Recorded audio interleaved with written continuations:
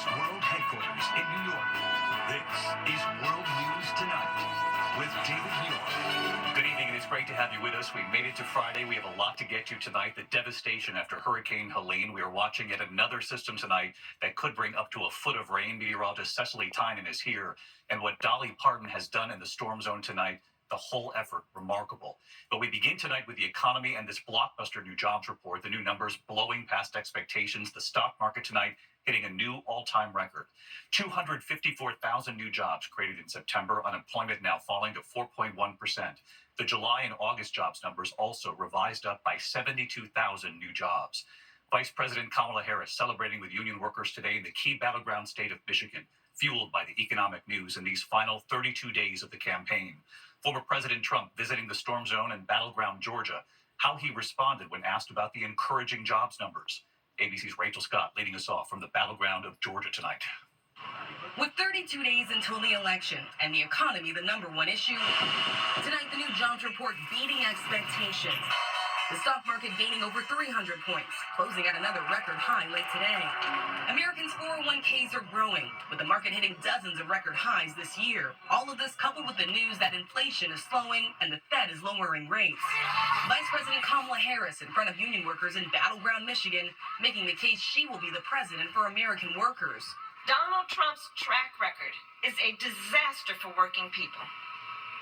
And he's trying to gaslight people all over our country. But we know the facts, and we know the truth. He is an existential threat to America's labor movement. Harris fueled by the economic news and the development overnight, the Biden administration working to end the dock workers' strike that could have raised prices for American families in the coming weeks. Tonight, that crisis also averted. Hey, folks. In a rare moment, President Biden surprising reporters in the briefing room, taking a victory lap on an improving economy.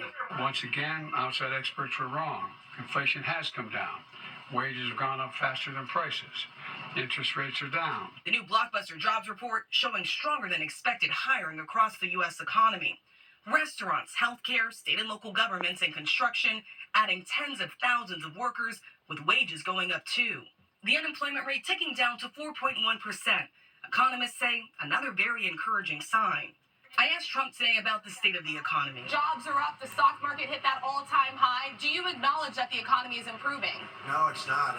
Inflation is devastated our economy. It's one of the big problems we have. The former president back in the battleground state of Georgia, this time side by side with Republican Governor Brian Kemp, who he once attacked for refusing to help him overturn the results of the 2020 election in Georgia. Their first public appearance together in 4 years. Tonight, President Biden was pressed if he's concerned about whether this election will be peaceful. Do you have confidence that it will be a free and fair election and that it will be peaceful? Two separate questions. Very much. I'm confident it'll be free and fair. I don't know whether it will be peaceful. The things that Trump has said and the things that he said last time out when he didn't like the outcome of the election were very dangerous. If you notice, I noticed that the vice presidential Republican candidate did not say he'd accept the outcome of the election. They haven't even accepted the outcome of the last election. So I'm concerned about what they're going to do.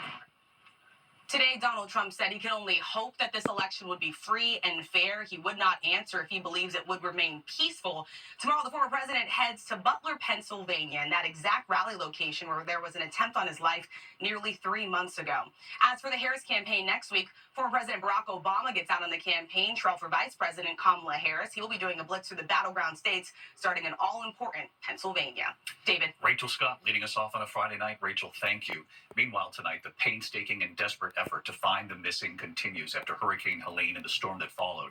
Tonight, at least 220 confirmed deaths now, hundreds still unaccounted for. New images still emerging tonight, the destructive floodwaters, tractor trailers tumbling in the rushing waters in Swannanoa, North Carolina.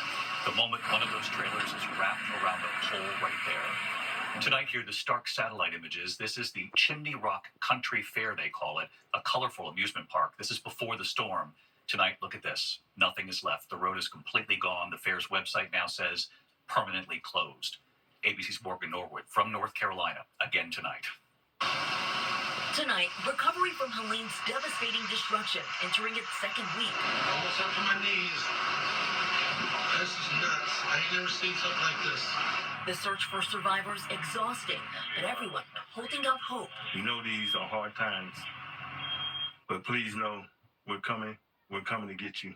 When rescue crews clear a property, they mark it with an X. The zero there means that no one was found inside. And as of this morning, there are still hundreds missing here in Buncombe County. The North Carolina National Guard says their chopper teams and rescue crews have rescued more than 530 people and more than 100 pets. But so many areas still inaccessible. This drone video showing a Department of Transportation crew trying to carve a path into the town of Chimney Rock. Here's what the area looked like before and now. So we were just kind of huddled behind that chimney there.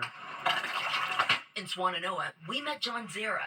He and his family were rescued by a kayak from the roof of their home. He says neither he nor any of his neighbors have flood insurance. This is just not the kind of thing you see in Asheville. We've already been denied that coverage, and we're working with FEMA to see whatever they're going to be able to do. Helene's disruption could have far-reaching consequences. Hospitals across the country facing possible shortages of IV fluids after one of the largest plants in the country was badly damaged. The plant producing 1.5 million bags of IV fluid a day. And sadly tonight, we're learning about the youngest victims of Helene. Kaiser and Casimir Williams, twins, just 6 weeks old, died alongside their mother, Kobe, hunkered in their trailer in Thompson, Georgia. And David, a bit of good news here late today. Buncombe County officials giving an update on the missing. They now say 75 people remain unaccounted for tonight. That is down from just about 200. Meanwhile, Vice President Kamala Harris set to visit Western North Carolina tomorrow. David? Really moving and important work from you, Morgan, and the team there in North Carolina all week. Thank you.